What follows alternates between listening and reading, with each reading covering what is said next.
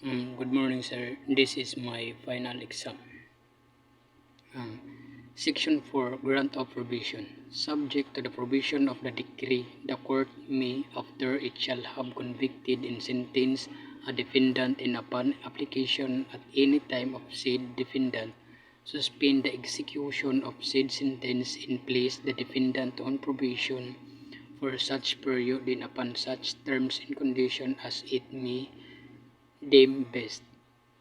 Probation may be granted whether the sentence imposes a term of imprisonment or a fine only. An application for probation shall be filed with the trial court with notice to the appellate court if an appeal has been taken from the sentence of conviction.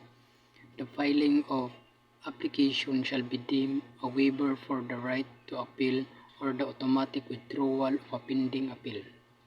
So, kapag natulan ang isang tao ng korte, maaari siyang humiling na hindi muna ituloy ang kanyang parusa at sa halip ay sumailalim sa probation. Ang probation ay isang uri ng pagsubok kung saan bibigyan siya ng pagkakataon na ipakita na kaya niyang sumunod sa batas at hindi siya ikulong. Maaari itong ipagkaloob kahit na ang parusa ay pagkakakulong o multa lamang.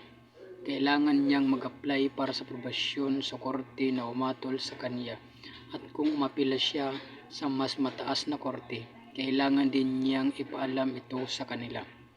Ang pag-apply para sa probasyon ay nangangahulugan na hindi na siya mag-aapila o kung may apila man siya, ito ay kanyang binabawi. Kapag nagdesisyon na ang korte tungkol sa aplikasyon ng probasyon, hindi maaaring iapila ang desisyong ito. Section 5, Post-Sentence Investigation.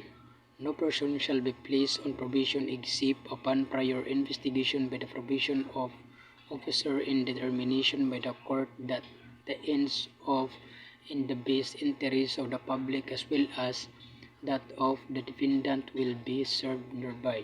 So, nagsasabi na bago bigyan ng probasyon ng isang tao, kailangan muna siyang suriin ng opisyal ng probasyon at kailangan din may paintulot ng korte. Ito ay para masiguro na ang pagbibigay ng probasyon ay makakabuti hindi lamang sa akusado kundi pati na rin sa hustisya at sa kapakanan ng publiko. Hindi basta-basta ipagkakaloob ang probasyon, kailangan itong dumaan sa tamang proseso ng pagsusuri. Section 6, Form of Investigation Report. The investigation report to be submitted by the probation officer under Section 5 thereof shall be in the form of prescribed by the probation administrator and approved by the Secretary of Justice. So, nagsasabi na ang ulat ng investigasyon na gagawin ng opisyal ng probasyon ay kailangan sumunod sa isang tiyak na format.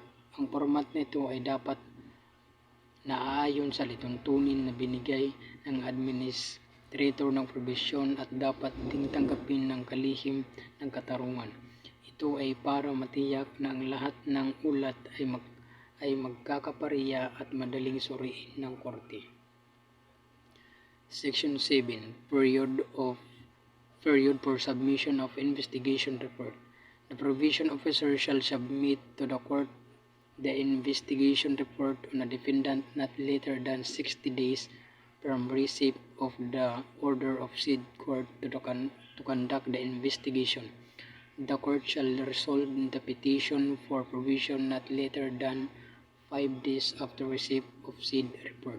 Pending submission of the investigation report and the resolution of the petitioner, the defendant may be allowed on temporary liberty under his bail filed with the criminal case, provided that in case where no bail was filed or the defendant or incapable of filing one, the court may allow the release of the defendant and recognize the custody of a responsible member of the community who shall guarantee his appearance whenever required by the court. So, nagsasabi na bago bigyan ng probasyon ng isang akusado, kailangan muna siyang sumailalim sa isang investigasyon kung hindi pa ito nakakapagpiyansa. o hindi pinayagan ang piyansa. Maaring magtalaga ang korte ng isang taong mananagot na siguraduhing dadalo ang akusado sa mga pagdinig ng korte. Ito ay upang matiyak na ang akusado ay sumusunod sa mga kautusan ng korte habang siya ay nasa ilalim ng probasyon. Section 8. Criteria for placing an offender on probation.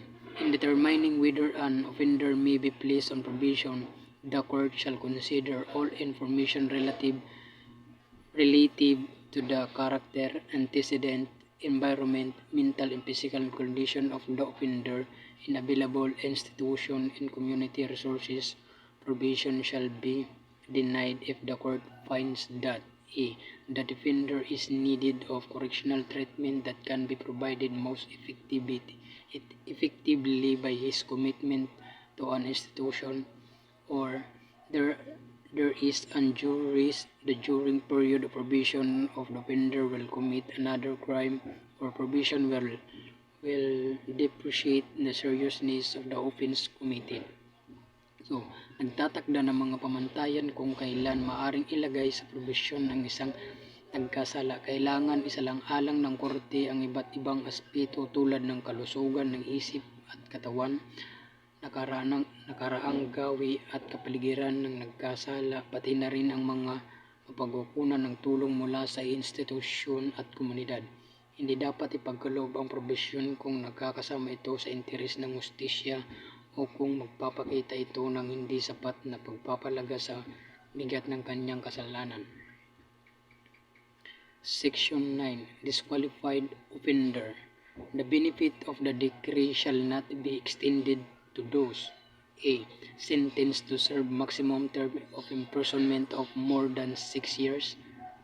B. Convicted of any offense against the security of the state. C.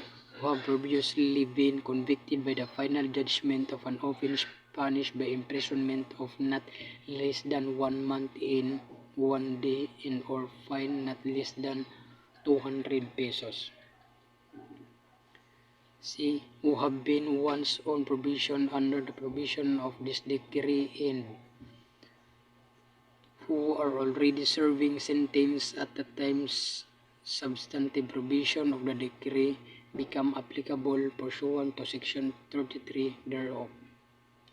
So, nagtatakda ng mga tiyak na kondisyon kung saan ang isang nagkasala ay hindi maaring makinabang sa probisyon. Kung ang isang tao ay maaring mabigat na sentensya, nagkasala laban sa seguridad ng bansa o dati nang nakulong o nasa probisyon, hindi siya maaring maging kwalipikado sa probisyon.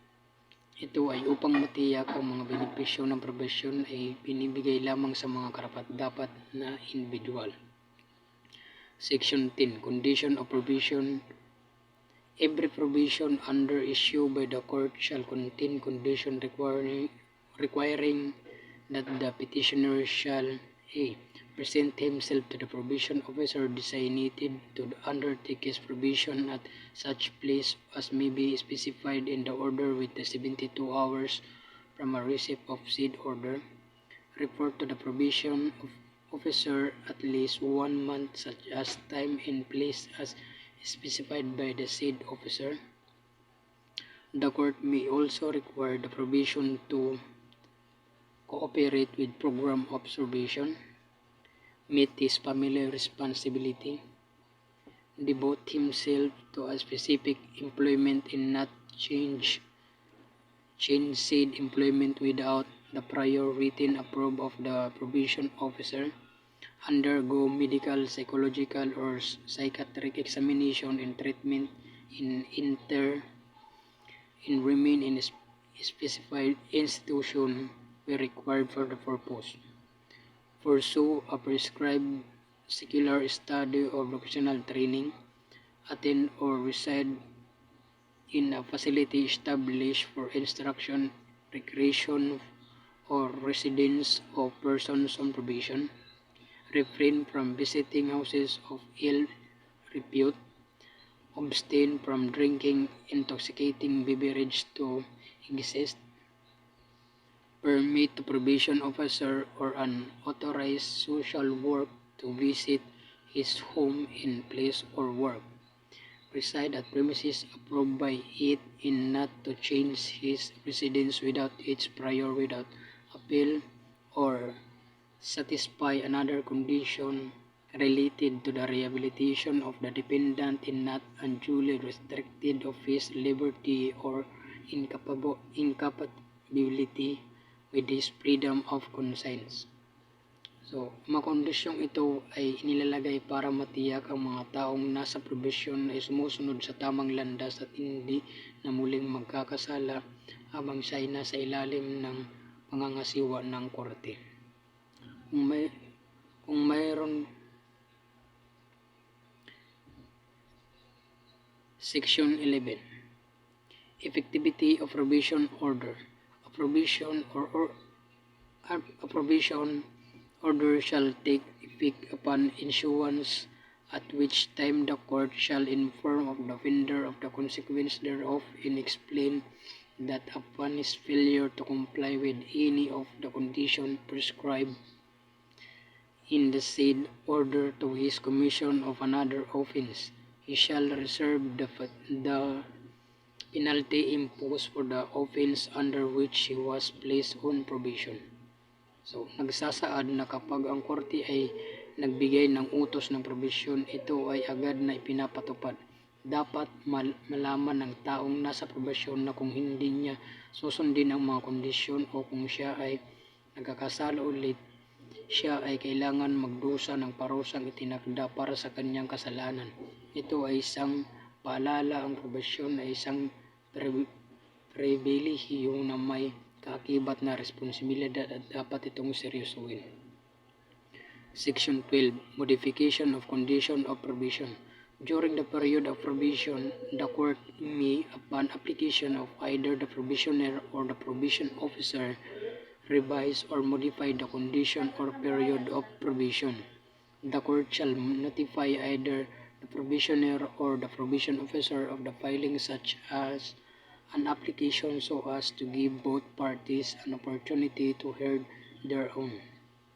The court shall inform in writing the probation officer and probationer of any change in the period or condition of probation. So, nagbibigay ng paraan para sa taong nasa probasyon o opisyal ng probasyon na humiling ng pagbabago ng mga kondisyon ng probasyon. Kung mayroong mga pagbabago, kailangan itong ipaalam sa lahat ng mga apektadong partido at dapat silang bigyan ng pagkakataon na ipahayag ang kanilang mga opinyon bago gawin ang mga pagbabagong iyon. Malaga ito upang matiyak na ang probasyon ay patuloy na naaangkop sa sitwasyon ng taong nasa probasyon at nakakatulong sa kanyang rehabilitasyon.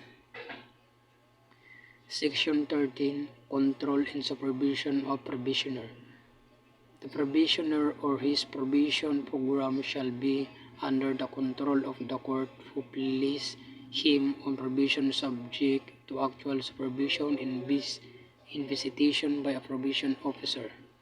Whenever a probationer is permitted to reside in a place under the jurisdiction of an offender, the court control over shall be transferred the executive judge of the court of first instance of the place. In such case, a copy of probation under the investigation report and under pertinent record shall be furnished, said the executive judge.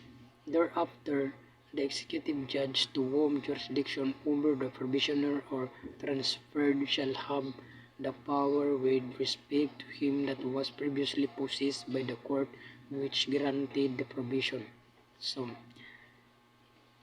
nagbibigay ng impormasyon tungkol sa mga legal na pamamaraan hinggil sa mga probasyonado na lumalabag sa kondisyon o lumilipat ng jurisdiction, na binibigyan din kung paano pinamamalaan ang kontrol at pangangasiwa sa loob ng mga sistemang hudisyal. So that's all. Thank you, sir.